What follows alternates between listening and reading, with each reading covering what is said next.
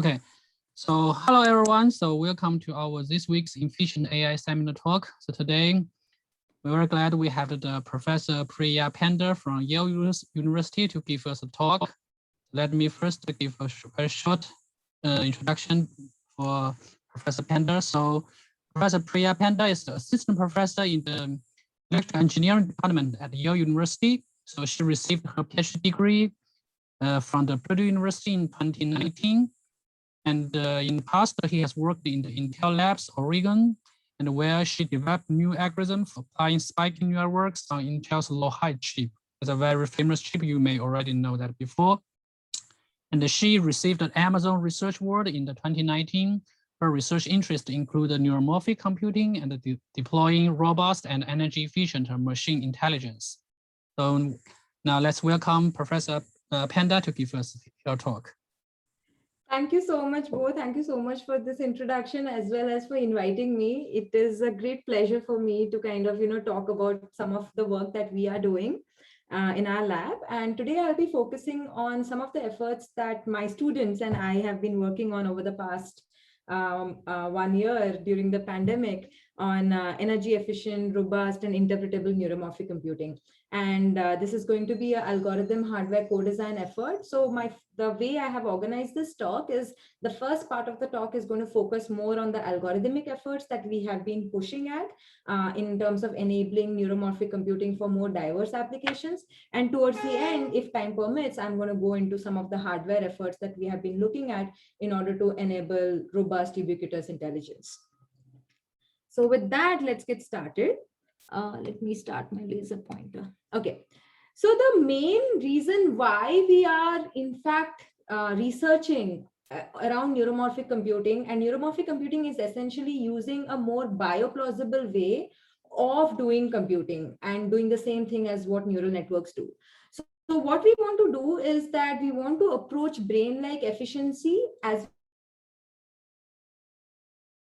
well as brain-like capability neuromorphic computing. And the main difference, if you think about it, between today's deep neural network and a human brain, if you make the comparison between them, then the main difference comes down to the overall energy. Of course, there is a capability difference, of course, and there are hosts of new neural network algorithms that the machine learning community is proposing every day to come up with more and more capable computing. However, the main difference still lies in terms of energy. So I'm just showing you an example of a neural network here. In this case, this neural network has been trained on the very famous ImageNet dataset.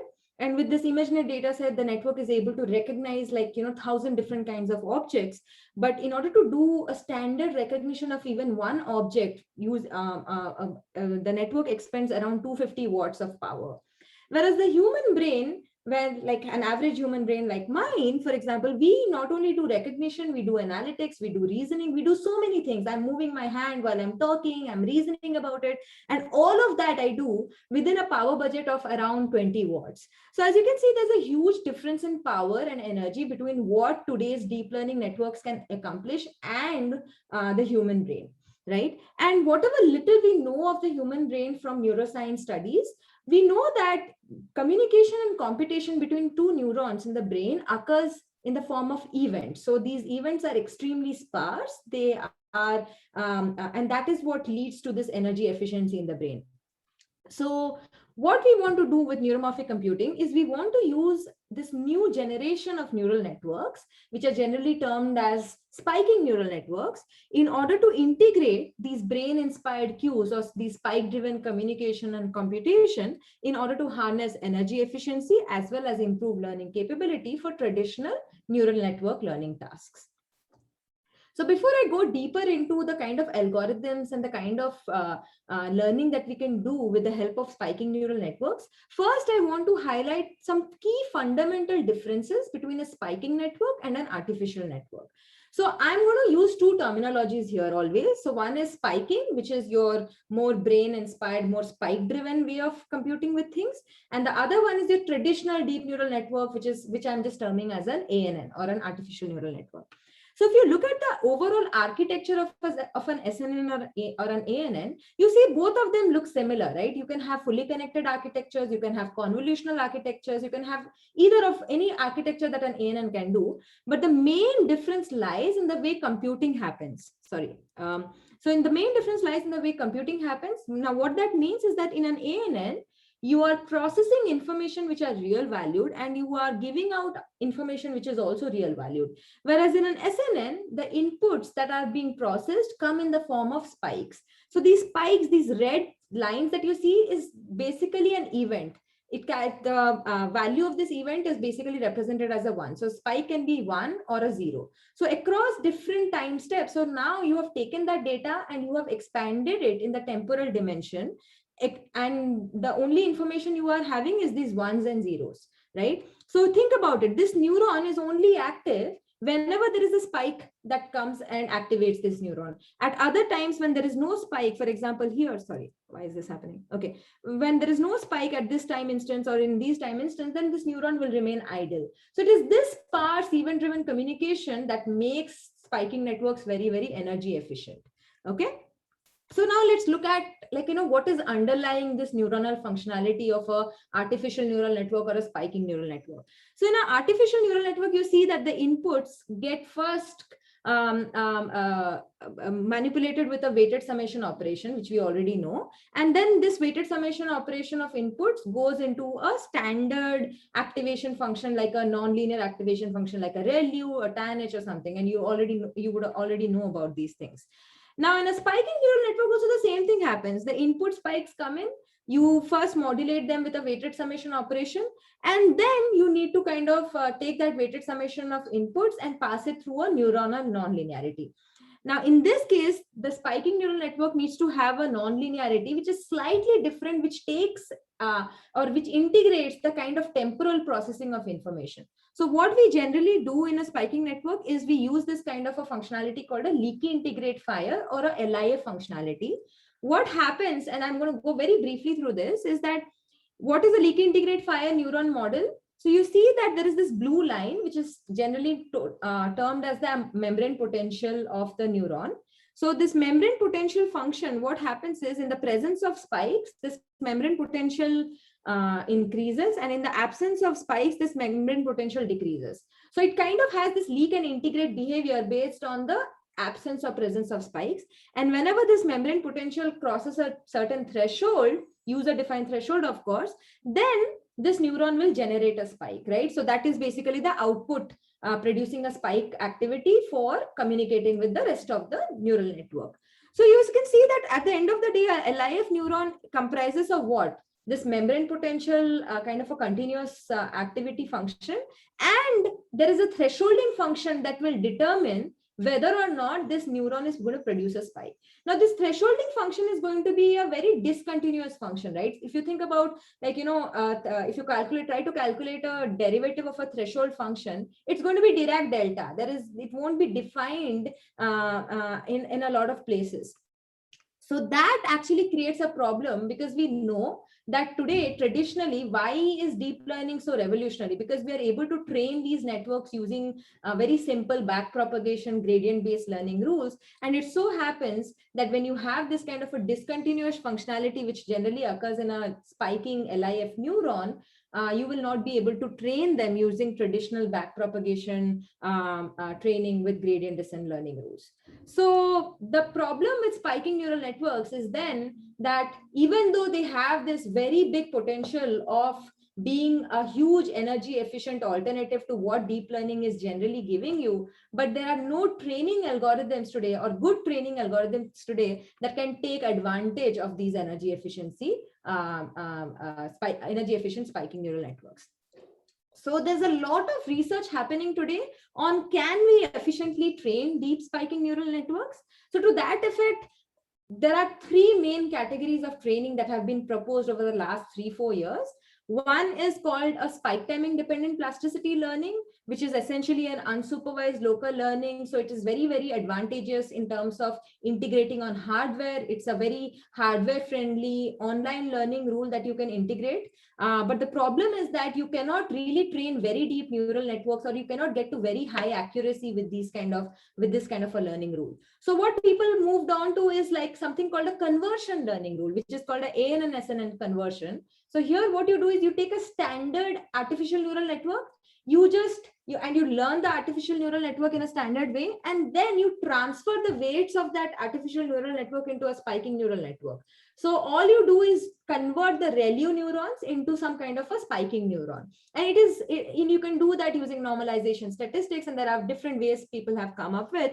Now, this particular conversion rule is today one of the most competitive learning rules there that can give you a very deep spiking neural network for any kind of an application. However, the problem that happens with when you do conversion is that the number of time steps you need to process information in order to make sure that the ANN to SNN conversion happens without any accuracy loss, the number of time steps increases quite a bit. And as and when the processing latency increases, the energy efficiency will also decrease. Okay, so you're kind of, for high performance, you are giving up your energy efficiency benefits, and that is not good. So to that effect, what people tried was like, because in conversion, we are not doing any training, right? We are just taking a trained ANN and converting it to an SNN. So what I'm going to do is that I'm going to try to train an SNN from scratch using gradient descent. Now that's difficult. That's the main problem. But people have come up with some approximate and surrogate gradient descent learning rules that can help you to train a spiking neural network from scratch. And that gives you an advantage of training with low latency or lesser number of time steps. But so far, whatever learning rules have been developed by a lot of groups, they have not been able to scale to a lot of real world data sets like ImageNet that I've been talking about. So as I said, with conversion technique, we are actually just, the burden of training is gone. So it's a great way of deploying any artificial neural network and converting it into a spiking neural network. But the problem is that you will still incur a very high inference latency, and this inference latency translates to high energy consumption as well. Now with spike-based backpropagation, which is basically training a spiking neural network from scratch, as I said, the main thing that we need to worry about is that in general backpropagation training, what you need to do is you need to calculate gradients. So what happens is, in order to calculate gradients, you need to kind of have this f, which is the activation function. It needs to be continuous for f dash to be defined. And if f is not continuous, then f dash will not be defined, and that really leads to problems. And as I'm showing you here with a leaky integrate fire function, because of the thresholding functionality, the derivative will not be defined. So what we are trying to do when we are trying to do backpropagation in spiking neural networks is we are trying to approximate this discontinuous leaky integrate fire function with some sort of a continuous variant. Okay, so there is an approximation error that happens, but because these neural networks are trained over a large number of epochs, over so much of training data, it is so repetitive, it is iterative. So we can say that the approximation error, even though it is there, since you're training with large number of data and since you're training in an iterative manner, that error will keep on reducing as you train more. So you can still get to convergence. Okay, so the key takeaway with spike-based backpropagation is that you can actually go to low latency. But the problem is that so far, whatever training techniques have been developed for kind of doing this approximate backpropagation with spiking networks, they have not been able to be scaled to very deep architectures. So what we have done in our group, and this is a work that has happened very recently. This is a work from 2020 October. So my student actually tried to look at batch normalization and try to see if we can come up with a temporal batch normalization learning rule that can take advantage of this batch normalization layer that has been very successful in training very, very deep artificial neural networks, and can we apply some kind of a temporal alternative of batch normalization for spiking neural networks in order to train them from scratch using approximate gradient backpropagation. So just to kind of recap, the previous methods so far are conversion and surrogate gradient learning, but the shortcoming with them is that conversion has a longer time step for processing. So your energy consumption will go high, and the surrogate gradient learning, or the approximate backpropagation that I'm talking to you about, even though we can train these networks with shorter latency or shorter time steps, but still they cannot be scaled to very deep networks. And there has been previous to this work, there have been no works that have been able to train deep spiking neural networks from scratch on large scale data sets like CIFAR 100 or ImageNet. So in this work, we will be able to do that. That's what I'm going to be showing you. So the motivation behind our technique, which is called batch normalization through time, is it's a novel normalization technique in order to accelerate and in order to help surrogate gradient learning on spiking neural networks converge better. Right. So what is the proposed solution with our technique? So we revisit batch normalization for more advanced spiking neural network training. So the main idea is that standard batch normalization will not be able to capture the temporal characteristics of a spiking neural network dataset. And I will show you how that happens. Okay, so in standard batch norm, since you're not able to capture the temporal characteristics, we will not be able to represent this kind of a data distribution that changes across different time steps in a better way if you use just a standard batch norm layer with just one common parameter. I'm going to show you that. So what happens with the proposed BNTT learning rule, what we do is that we decouple the parameters in our batch norm layer across different time steps. So for every time step now, the batch norm parameter, which kind of represents this distribution of the data set, changes. And that actually helps in kind of training better and also giving better convergence as well as acceleration of the training rule. So the key contribution is that we propose this BNTT, which allows SNNs to be implemented in really low latency environments. And that is also a key advantage of this BNTT learning rule that we have come up with. So far with surrogate gradient descent or conversion, the maximum number of time steps we had to use in order to come up with good accuracy was like on the order of 100. But now we are able to even reduce the number of time steps to 25 to 30, and that gives us a huge energy efficiency benefit.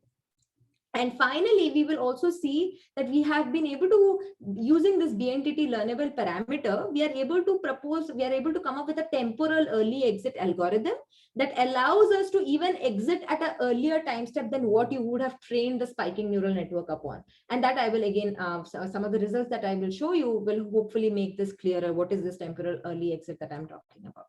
Okay. So before I go into the technique of batch normalization through time, I just want to give you this idea of why can't we apply conventional batch normalization in spiking networks. So what happens is that batch normalization has the same parameter across all time steps. Okay, and if you have the same parameter across all time steps, it cannot store the variation in spike activity. So what I'm showing you here is the distribution or the mean of the input signal that is coming into a spiking neural network across different time steps. So you see that across different time steps, the mean of the input signal is increasing. And if I just plot the histogram of the data input that is coming into the spiking neural network at every time step, you see that the histogram has a very different kind of a behavior, right? At time step T1, at time step T10, and at time step T20. So if you have a single batch norm parameter that has to represent this entire data across different time steps, then it will not be able to store the variability in the data across different time steps. Okay, so that is where the problem has been. So far, all the previous works that even tried to use batch normalization in their learning rule, they were not able to get good results because they were doing this basic mistake that they were using a common parameter attached with every time step of the data. But what we are trying to do is we are decoupling that parameter. We are trying to make that parameter learnable and changeable across different time steps. So just kind of as a kind of a preview of what kind of expected results we get. So if you look at us, when we trained a standard neural network on CIFAR 10 and CIFAR 100 data sets, with just standard batch norm, our accuracy was like 84 and 43%. But with BNTT, our accuracy moved up to 90% and 66%, which is pretty much the state of the art today for these kind of data sets on these architectures.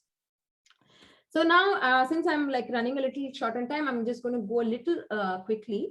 So what we do with batch normalization through time is that as I said, we vary the internal parameters of a batch norm layer through time. So the basic idea is nothing, right? So what we do is that we change, we add a batch norm layer to your standard LIF neuron. So I'm not going to go into the details of the equation, but this architecture is what I want to talk to you about, because most of you are familiar with artificial neural networks would already know that, you know, what we do in your standard machine learning frameworks like PyTorch or TensorFlow, what happens with batch norm. When you include batch norm, what you do is that you take the inputs from the conv layer, you manipulate it with the batch norm layer, and then you feed it to the activation layer. So here in BNTT also, we are doing the same thing. We take the inputs from the conv layer, we manipulate it with the batch norm layer, and then feed it to the activation. In this case is the LIF. The only thing that changes is that now the inputs are coming as a function of time. So every input X has a attached parameter T also with it, right? So your inputs are coming as a function of time. So what will happen is that at every time step, there will be a different batch norm parameter attached with that. So this gamma value, which is, let's say, a learnable batch norm parameter, that is being learned for every time step. So gamma will kind of capture the distribution of the data across different time steps and across the entire data set. So that's what gamma is capturing right now, the temporal distribution of the data set. And this is what helps to learn helps neural networks or spiking neural networks to learn better. So going to the results, when we train this neural network using this learning rule, this BNTT learning rule, when we try to see what is actually gamma doing, what is this gamma parameter doing, it turns out that the gamma is learning the temporal importance of each layer.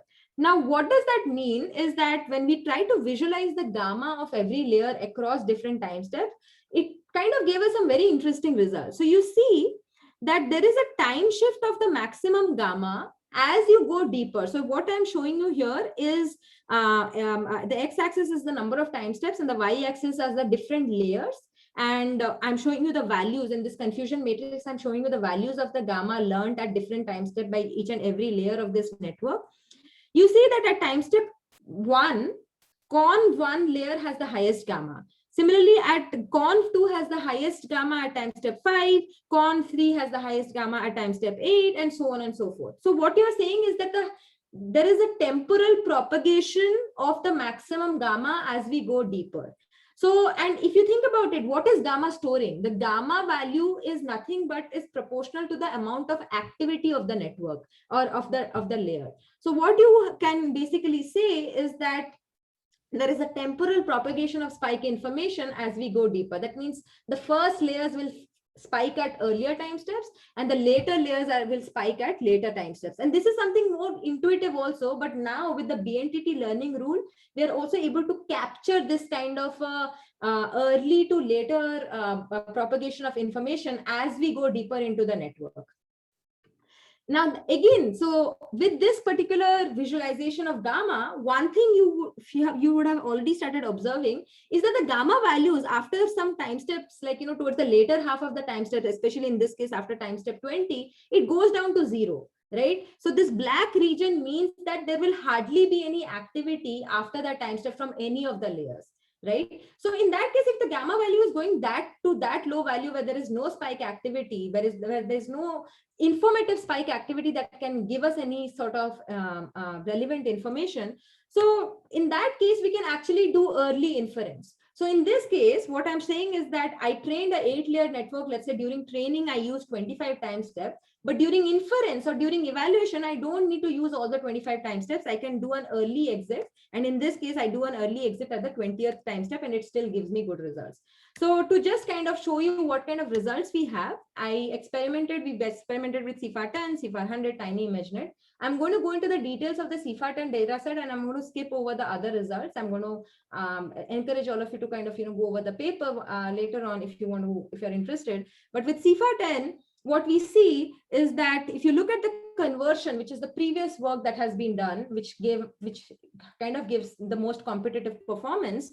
So with conversion, you get really high accuracy of like 92%, 93%, but the amount of latency, which will reflect in terms of energy consumption, is also very high. Now, if you look at the surrogate gradient learning method, the latency goes down to 100, but the accuracy is also reasonable. But the problem is that surrogate gradient learning will not be able to converge on CIFAR 100 and tiny ImageNet like datasets, which become more and more complex. And then there is a recent work that has happened, which is called hybrid training, which is sort of like a combination of conversion and surrogate gradient. And this is also one of the most recent works giving state-of-the-art accuracy, but the number of time steps or the latency is still not as good enough. But with BNTT, what we see is that we are able to now train a VGG9 network and get 91% accuracy at very short latencies of like 25 time steps. And as I said, now with early exit, that means during inference, if you just look at the distribution of gamma, we can find out when does gamma go down to 0, and that will kind of help us to determine this early exit time step. And with now 20 time steps, we are able to get good accuracy. So similarly, just going quickly, with CIFAR 100 also, we are able to see that conversion gives us good results, but the latency is very high, more than 2000. With hybrid training, the latency is lowering, but with and if you just apply surrogate gradient learning without BNTT, we are not even able to train the network. But with BNTT, which is our method, we are able to train the network at like really low time steps, which is like 50, and with early exit, we are able to get down the latency to 30 time steps. Similarly, for tiny ImageNet, I'm going to skip over it. And again, we also experimented with more spike-based datasets like DVS datasets, and that gave us not only good results, but state-of-the-art results. So without BNTT, we found out that SNNs cannot be trained easily from scratch. But now the accuracy of the BNTT algorithm on this spike-based dynamic vision sensor data set comprising of CIFAR 10 images, it actually outperforms state-of-the-art techniques, not only SNN techniques, but also non-SNN techniques. So now I want to just give you this aspect of energy efficiency. The main motivation behind whatever I'm doing with SNNs was energy efficiency, right? So now I'm going to give you the result of how BNTT is able to outperform other learning algorithms in terms of energy efficiency. So before we go into energy efficiency comparison, I just want to give you the overall activity of the network that is happening across different time steps, and that overall activity will finally translate to energy efficiency. So you see that with the conversion mechanism, which is this green histogram here, the overall activity of the network is around more than 10, right? Around 50 or something across different layers. With the standard surrogate gradient learning, you see that the overall activity of the network is around 10 or slightly less than 10. But with BNTT, our activity goes down to below 1. So that means that, with this BNTT learning algorithm, now that we have this learnable temporal gamma parameter that kind of learns the overall distribution and all of that, it also reduces the overall activity of the network. And that is a big advantage. We were not aiming for that, but that was an interesting side effect we got from this particular learning algorithm. So in general, we observe less than 10% spike activity through the network. That means of an entire network, only 10% of the overall neurons are active, and that can really give you some very huge energy efficiency benefits, which we actually see. So if you see here that BNTT is actually giving us almost 10x more benefits than the standard ANN, and if you compare with conversion and surrogate gradient mechanisms, of course BNTT is kind of a clear winner here. So with that, now I want to just kind of, the key takeaways of BNTT are that, we are able to train very deep architectures on non-trivial data sets. We are able to enable low latency training at high energy efficiency. So this was the first part of the talk, which focused on how to come up with a better training algorithm. Now that we have a better training algorithm, I want to kind of give you an idea of what we can further do. Because with a lot of work in spiking today that is emerging, the question is, what should we look at, right? I mean, deep learning is already performing all these revolutionary tasks and surpassing human performance and everything. So where does spiking make sense, right? So as we are trying to come up with better learning rules and trying to find out that niche application for spiking neural networks, at the same time, if spiking neural networks are going to be this energy efficient alternative to traditional deep learning, then the idea is that spiking neural networks will be very important in order to enable edge intelligence, right? So whenever I want to go into intelligence on edge devices, which are resource constrained, let's say like a mobile device or Alexa, which are basically running on battery rather than always being plugged to an outlet. So whenever you look at these battery constrained devices, and you want to enable intelligence on them, energy efficiency is going to become a key concern. And that's where spiking neural networks can give you some interesting advantages. But the problem is that if you want to enable any intelligence on edge, especially with your mobile devices or anything, you have to start thinking about how can you make the network more trustworthy, right? I mean, if tomorrow, let's say Google comes up with this interesting AI algorithm and they say that, you can use this algorithm on your mobile device and it will be able to take your data and give you some very user-friendly experience, I'll be concerned that, will my data be shared? If the model is telling me anything, can I trust it? Is it reliable? And to that effect, if I want to trust it, if I need to be reliable, then I need to understand what is the network doing underneath, such that I can come up with a more interpretable way of, explaining the decision made by the network. And this is an entire field in machine learning itself. You guys would have already heard about explainable AI, interpretable AI. So the same thing is also, those same questions are valid for SNNs also, right? I mean, at the end of the day, if you're using SNNs as a powerful, energy efficient alternative to enable ubiquitous intelligence, then the interpretability of these networks is also an important question one needs to ask. So to that effect, our group is also trying to focus on how to make spiking neural networks more interpretable. And the way we've started looking at this problem is, first, let's come up with a visualization-based interpretability tool. Now, some of you who are already familiar with ANN literature, you would already know that in ANNs, there is a body of work on visualization-based interpretability tools. This paper by Selvaraju et al., which proposed this GradCam technique, is what does the GradCam technique do? Is essentially for an image, when you feed an image to a network and it makes a prediction. In this case, let's say the network is making a prediction of a baseball or a penguin or an ice cream. Using this visualization technique, you will be able to tell that what is the ANN focusing on when it is making this prediction of a baseball or a penguin or an ice cream. So you see that in case of a baseball, the network using this visualization technique, we're able to understand from the heat map that the network is actually focusing on the ball area or the hand of the person who is throwing the ball in order to predict that this is a baseball. Similarly, for the ice cream also, it is focusing on the cone region and the ice cream dome region, right? And so on and so forth. So for SNNs, can we come up with this kind of a simple visualization-based interpretability tool is the question. And this is the question that we tried to ask. And this is one of the very recent works from our group. So first and foremost, what we wanted to do was that we wanted to just go ahead and apply GradCam, which is already a visualization tool that is present in ANN literature, to spiking neural networks. Now, two problems arise from there. The problem that arises when you apply GradCam with SNNs is that we have already talked about the fact that in SNNs, this gradient calculation is a big problem, right? I mean, we have to always use approximate gradients. And because of that, we came up with this new learning rule, which is called BNTT, right? In order to have this temporal batch norm layer that will be able to help us with convergence and acceleration of the training process. So with gradient approximation, as I said, that, during forward propagation, you will have this thresholding mechanism. And if you want to kind of approximate the gradients of this function, it will lead to errors. Now, that error will actually result in inaccurate heat maps or inaccurate, whatever you saw, the visualizations when you try to do some kind of visualization.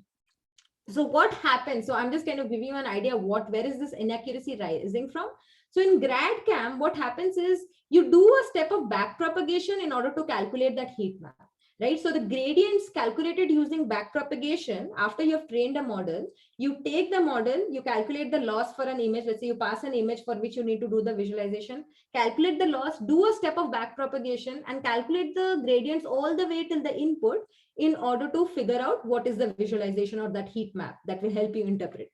But the problem is that with an SNN, if you're doing approximation of the gradients at every layer, then and when you do this backpropagation from the beginning layer all the way till the input layer to calculate the visualization, the errors will keep on accumulating, right? And these errors, if they keep on accumulating, they will never give you a good visualization, right? So in order to further show that, what kind of inaccurate visualization we get. So I'm just going to give you some heat map visualization that we got by applying standard GradCam technique in spiking neural network. So I took this image, which is the image of a goldfish, if you are not able to recognize it. And when we applied GradCam in spiking neural networks, this is the visualization we get. Now, the first thing I want you to kind of, take away from this visualization is that, first of all, we are having a visualization across different time steps, right? So this is what is different from a spiking network and an artificial neural network. Earlier, with artificial neural network, you were feeding in pixel intensity. So for every image, you will get one visualization.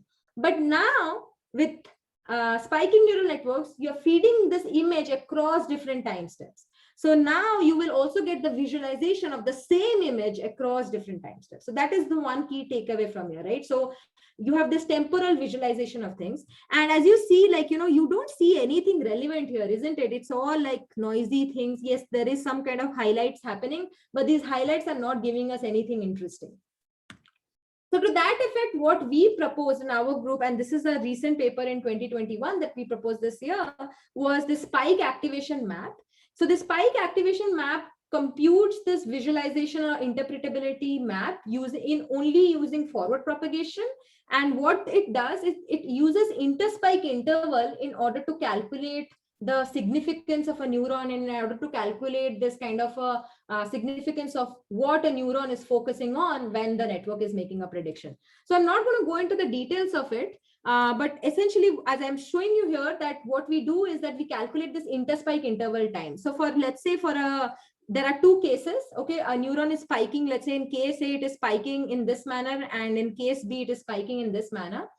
So what we do is that, so in case A, you see that the neuronal spikes have a little bit of a distance between them, whereas in case B, the neuronal spikes are kind of spiking together, right? So this means that maybe the case B has more information, whereas case A doesn't have as much information. So what will happen is the significance score calculated in case B will be more than the significance score calculated in case A.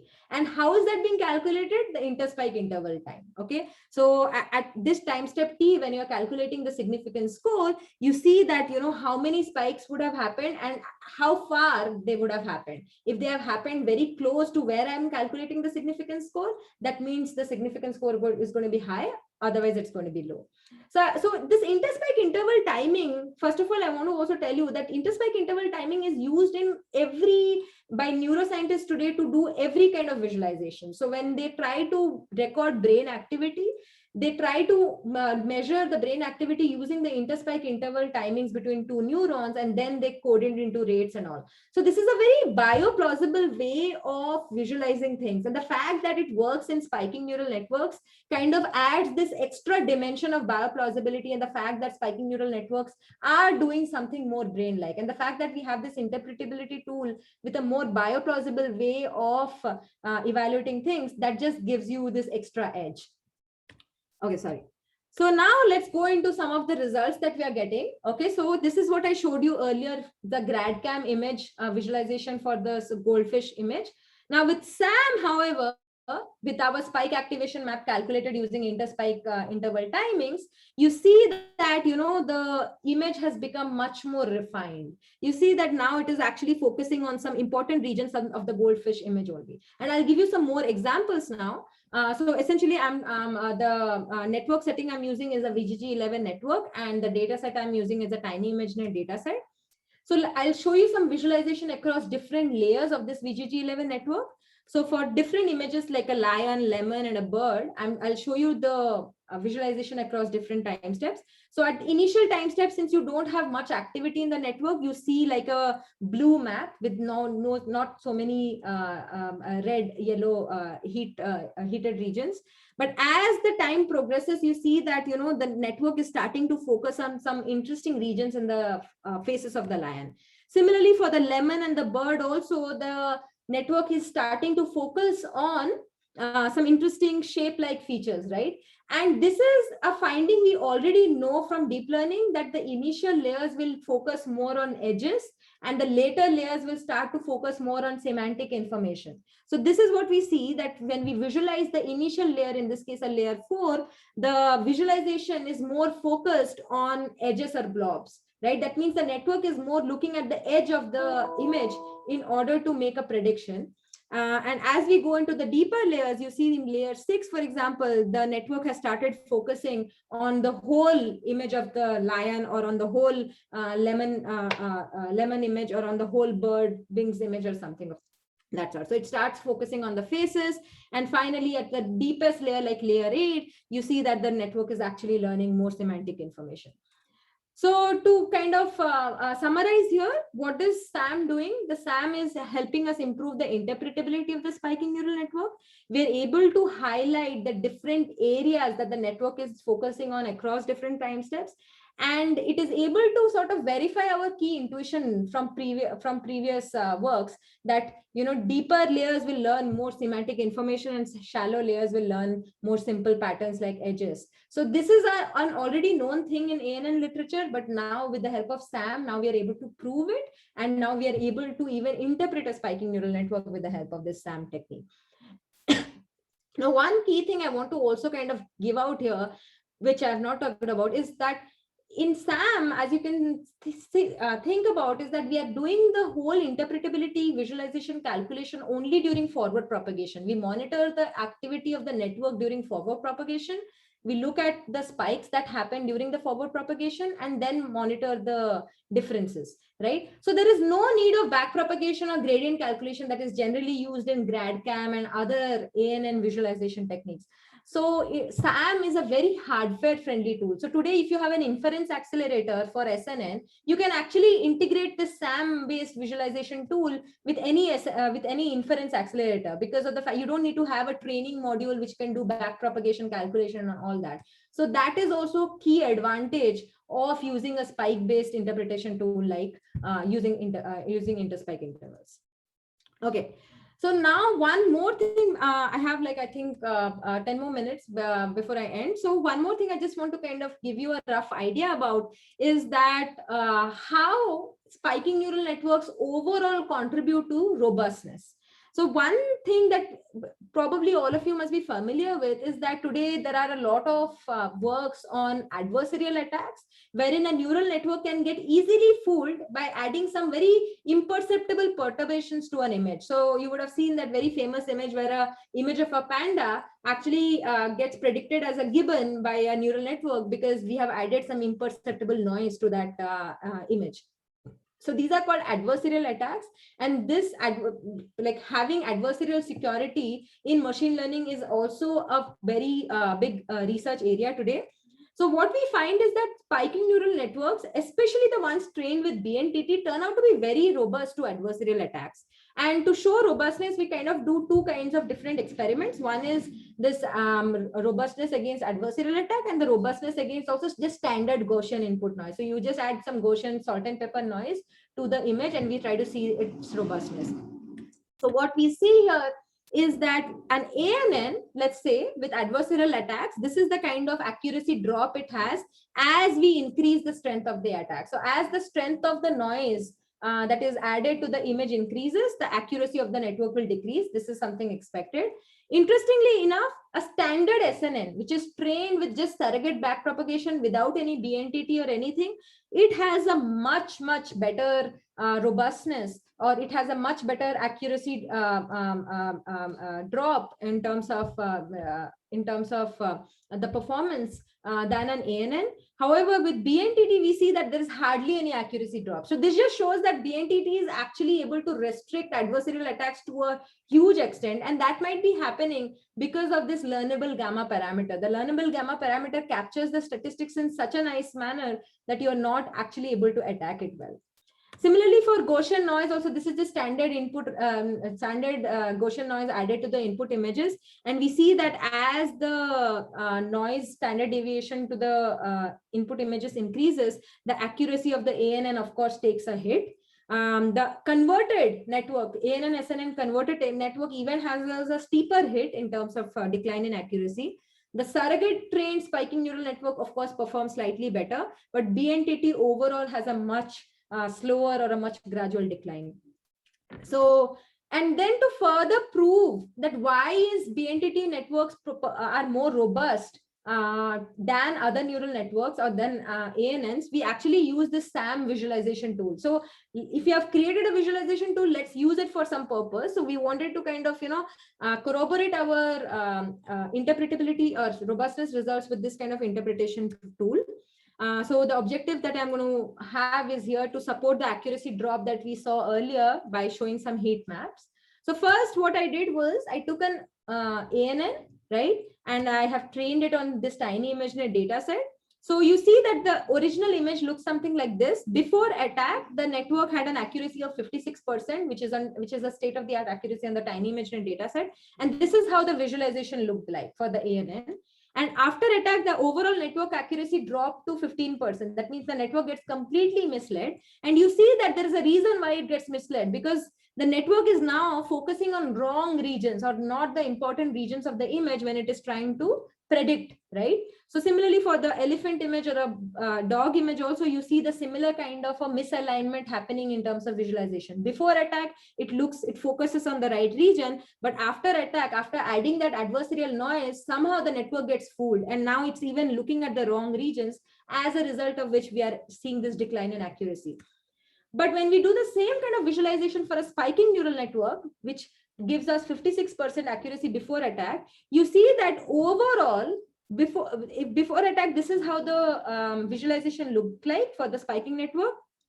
After attack, the visualization almost is the same, right? And you see that even though it changes slightly, but there are across different time steps, it gets this kind of a extra time step in order to compensate for whatever it saw earlier was wrong, right? So let's say in this case, it is not focusing on the right region, but somehow it gets this time step and this time step to focus on the right region again. And that kind of helps in getting this better accuracy. So you see now that after attack, the accuracy of the network doesn't drop a lot. It just drops to 48%. So similarly with the elephant image and the dog image also, elephant image also, you see that, the network visualization before and after attack almost remains similar, similarly for the dog. So what the key takeaway from here is that SNN with BNTT improves robustness significantly. And with spike activation map, we are actually able to support the performance drop that we have observed in a quantitative and a qualitative manner. So to summarize, with BNTT, we are able to train deep spiking neural networks from scratch, and at very low latency, and are able to get more high performing and more robust spiking networks. We demonstrate the first ever spike visualization tool with the spike activation map interpretability visualization. And then combining these two different methods, we're able to achieve more high performance, robust and interpretable spiking networks. And in the future, we are trying to, right now, my students are trying to look into the usage of BNTT to enable more diverse application scenarios like self-driving cars and all of that.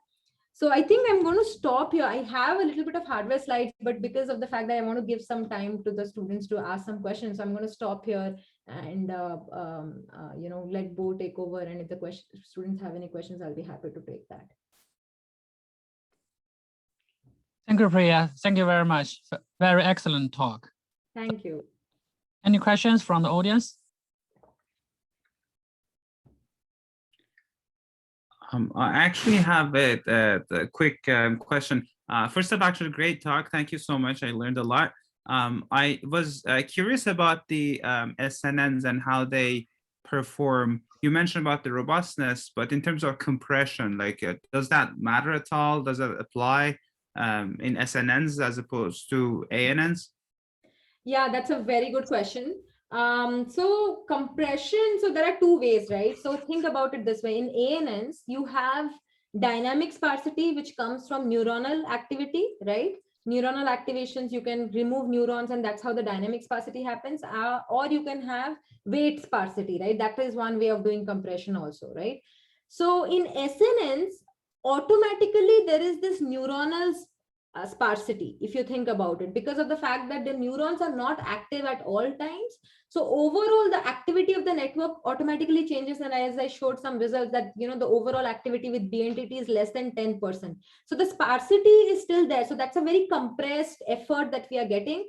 But having said that, there has not been many works on standard compression algorithms for spiking neural networks. Let's say, how can you apply a pruning algorithm to a spiking network, whether it is weight pruning or neuronal pruning, or similarly, can you do some quantization? So if you think about it, in a spiking neural network, the activation function, which is like, because at the end of the day, the neuron is giving out a 1 or a 0. So that's a 1-bit activation function, right? But the weights still are at this point of time 8-bit or 16-bit. So having like, can you perform more quantized way of, can you do more quantization on the weights and still get the right kind of performance in spiking neural networks? I think those are all open questions, and that's a very good question you asked. But it's an interesting, it will be very interesting to see as to when you apply traditional compression algorithms to spiking neural networks, whether through weights or whether to further decrease your neuronal activity, how would that, what kind of performance results will we get? And will the temporal dimension give you some interesting ways of kind of, controlling that kind of compression parameter? So I think these are all important questions to ask, and these are all open problems right now. I hope I was able to answer to some extent. Yeah. Thank you. Great.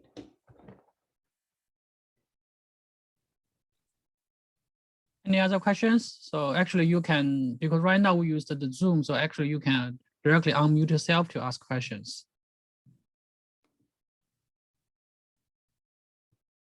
I think there's a question on chat. Yeah. There are two questions on the chat. Okay. Yeah. So Yubin Goa has asked, do you have a benchmark to show how much latency is reduced?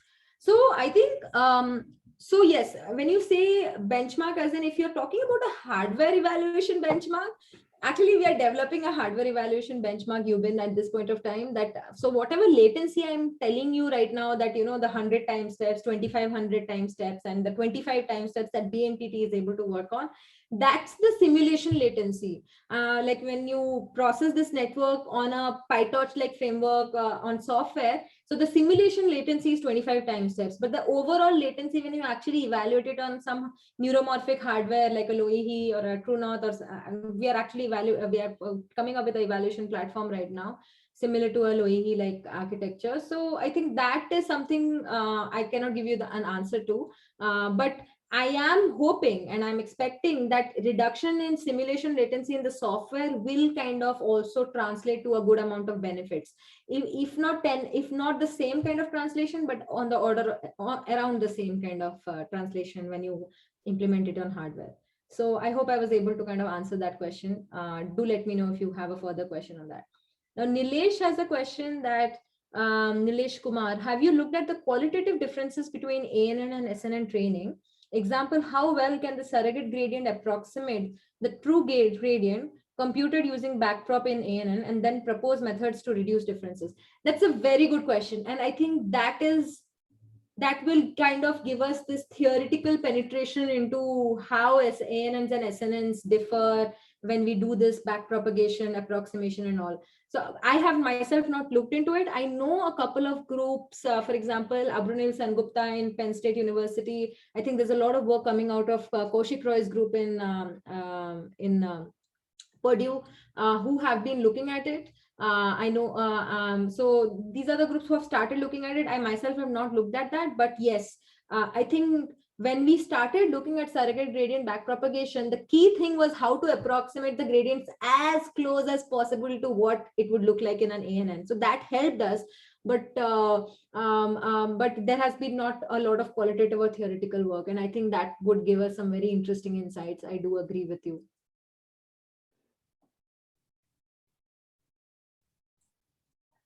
Any other questions from the audience?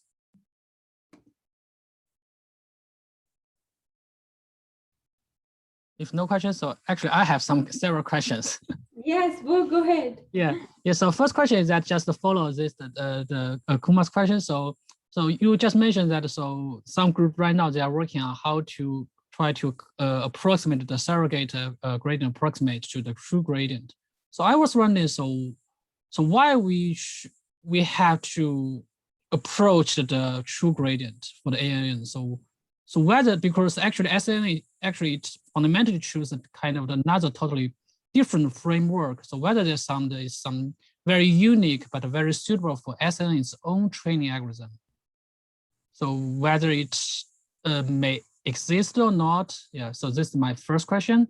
And the second, so from my understanding, a very huge difference between the SNN and the ANN is that, so how to properly utilize the temporal information. Yeah, so right now you present many excellent works on the image classification. So I was wondering, so how about the performance of the SNN on those like the video processing or the natural language processing, those kind of the sequential data analytics. So the SNN have some very unique advantage or benefits on those applications. I'm very curious about that.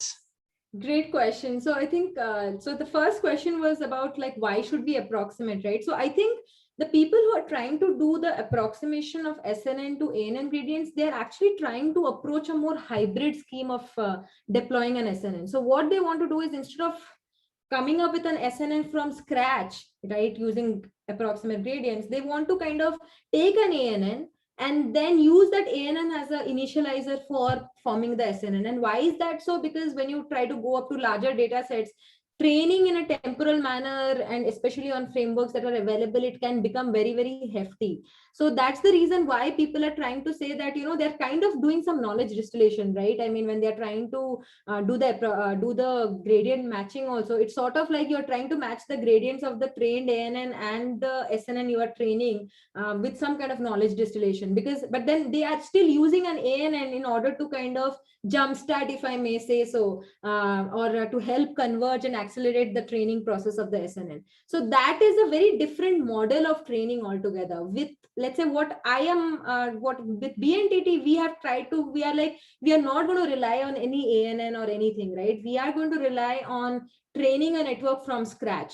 And that's the reason why we use batch normalization and came up with a more temporally evolving parameter, temporal. So as you said that, and that's sort of like takes me to the second question, that with SNN's temporal dimension is key, and are we utilizing the temporal dimension is the best way? So with BNTT, I think that was our key motivation also, that, you know, I think we are not using the temporal dimension in a proper way. There is no way of trying to emulate the data distribution, trying to come up with the right kind of temporal data distribution. And that's why we came up with this gamma parameter, temporally evolving gamma parameter. Now, yes, I have shown all the work on static image data sets. Now I'm just going to show you some results that we had. I think I quickly moved over it, but if you look at the data we had for DVS CIFAR-10, right? So that's actually a dynamic vision sensor data. And that's actually event driven, and it's more sequential data sets. So with that, we found that BNTT not only performs good, but it outperforms your traditional SNN and ANN. So where is it? Sorry, let me just go to that so that I can show you. Yeah, here. So here you see that with DVS CIFAR-10, and this is just a starting point, I'm just showing you that with DVS CIFAR-10, you see that random forest, HOTS, HAT, these are all traditional ANN techniques that have been used to classify the DVS data set, which has gotten this accuracy, whereas with our technique, we are able to get even, like, you know, state-of-the-art performance. So that's kind of more sequential data. Having said that, now, like, as I said, like, we are trying to utilize BNTT now for more video, more sequential, where temporal dimension is integrated in the data itself. So we are trying to look at this data set on self-driving cars, which is the DDD data set proposed by a group in, given by a group in Europe. And we are getting some very promising results, not exactly as accurate as an ANN, but we are definitely getting some promising results. So I think we want to just kind of further that work and see what further analysis and what further advantages we can get. Yeah. Thank you very much. I look forward to seeing the very exciting works. Absolutely. So any other questions from the audience? Yes, I have a question. So as far as I can see, the benefit of spine neural network is first to reduce the energy compared to ANN, and the other benefit is to better approximate the function of the brain.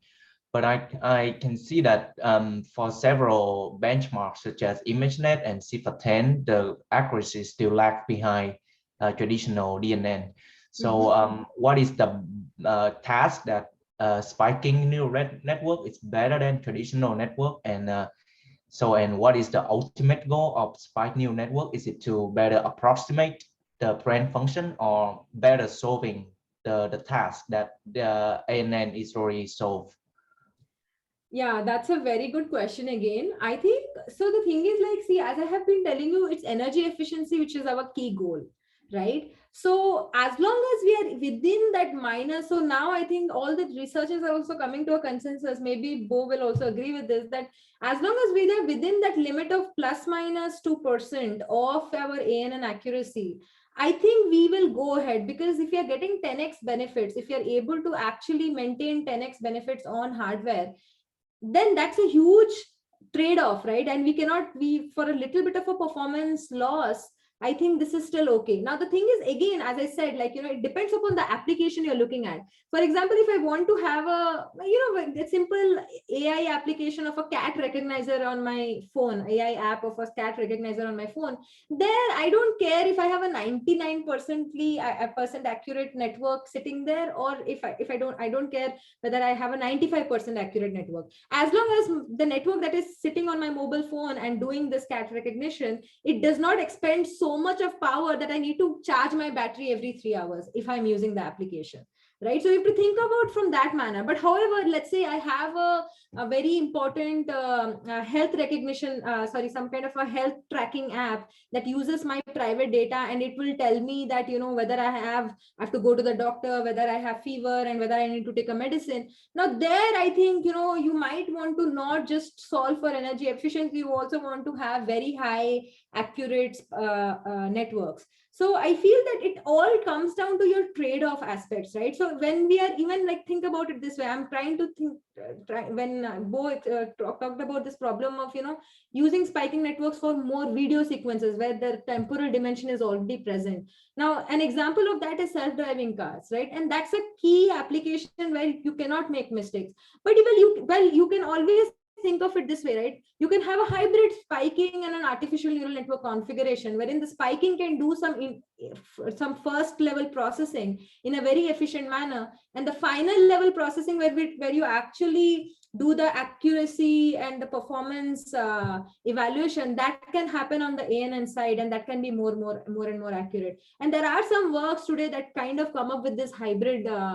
We have proposed in the past, I myself have proposed some of these hybrid techniques in the past, and there is a lot of work going on in motion flow estimation, optical flow, where they're using this hybrid SN and ANN case. So as I said, it's all a trade-off. It is not like we are trying to replace ANNs with SNNs. Finally, I think a more hybrid module will make sense depending upon what kind of performance energy trade-off you have. However, when it comes to edge analytics, when it comes to your current things that are intelligent around you, your Alexa, your Siri, where you are not looking for the most accurate, but you're looking for the most low power alternative, I think SNNs can replace ANNs on that end. So I hope I was able to answer your question to some extent, but yeah, some food for thought there. Yeah, thank you very much. Yeah. Yes, I agree with that. So the energy efficiency is a very, very important performance metrics that we need to consider when we want to deploy the AI technique into practice. I think that's also the motivation of why the Intel promote the low high chip, right? Yes. So any other questions? Okay, so if no more questions, so this is the end of our this week's talk. So again, thank you, Priya. Thank you so much. Absolutely. Thank you so much for having me here. I had a ball talking to everybody, and really great questions from all the students. Okay, thank you very much. Thank you. Have a wonderful day.